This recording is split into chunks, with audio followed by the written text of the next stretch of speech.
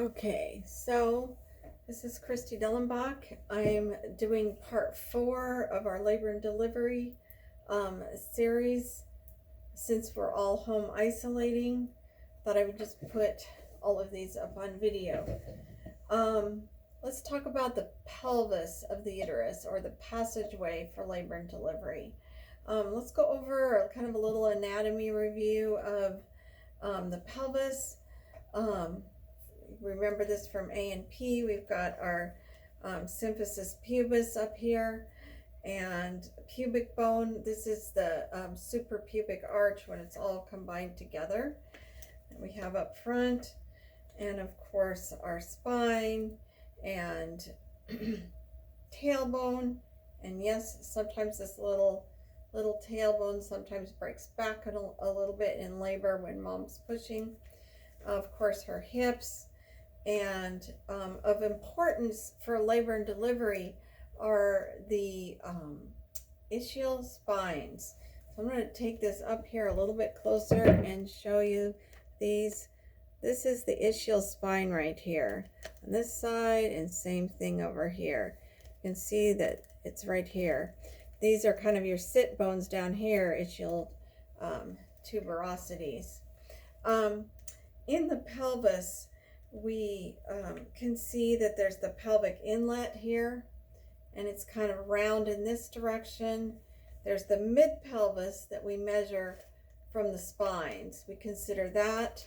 You look from the side, the mid pelvis is from the spines, and then the pelvic outlet is here.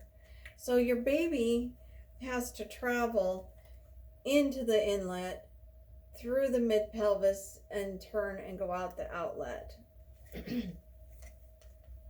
There are different shapes to the pelvis. I'll show you this other pelvis here. This is a softer version of the pelvis. Again, we have our ischial spines right here. They're a little bit more prominent on this fabric pelvis, and that's actually true in life too. Some people's ischial spines are more prominent than others. So there's basically kind of 4 different shapes to the spine, to the pelvis. We have our gynecoid, which is this one, where it's full and round and has the most room for passing a baby through. You can see your baby might come into the pelvis, move into the inlet, through the mid pelvis, and be able to fit nicely through the outlet. So we'll go over the cardinal movements of labor in another video, but you can see how this nice gynecoid pelvis will allow a baby through.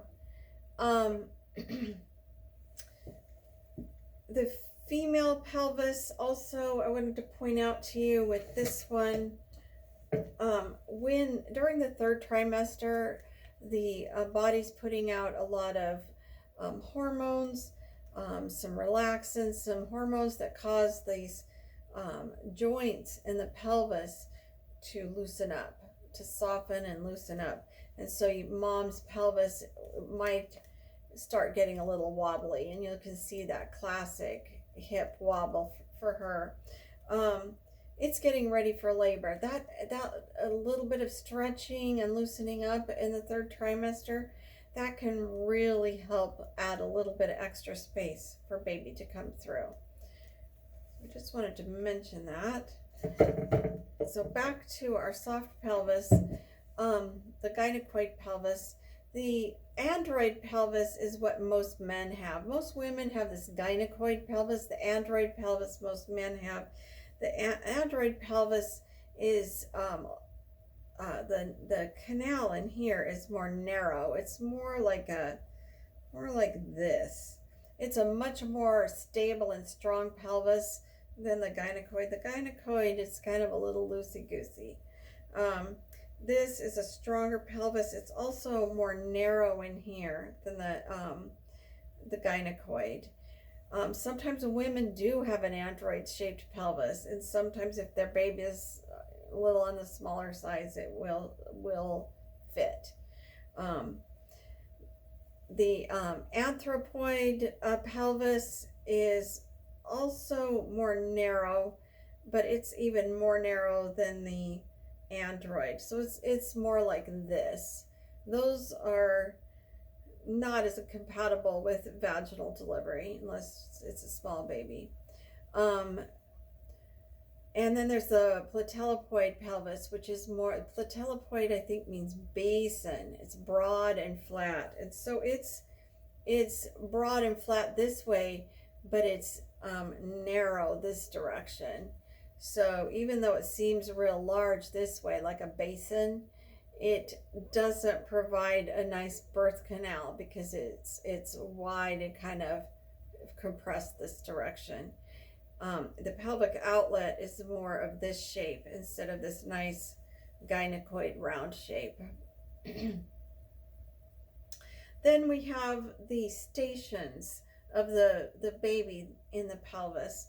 So the mid pelvis, like we said, was measured by these ischial spines, and we measure how far the baby is in the pelvis by those spines. So if the baby is up here floating in the pelvis, we would call that floating or ballotable or up high -5. Once the baby's head starts to descend into the pelvis, the zero station is at the spines. If it's 1 centimeter above the spines, we'll call it -1. So we've got -4, 3, 2, 1, 0. When the widest part here of the baby's head is in the pelvis and kind of even with these spines, see that? We would call that zero station.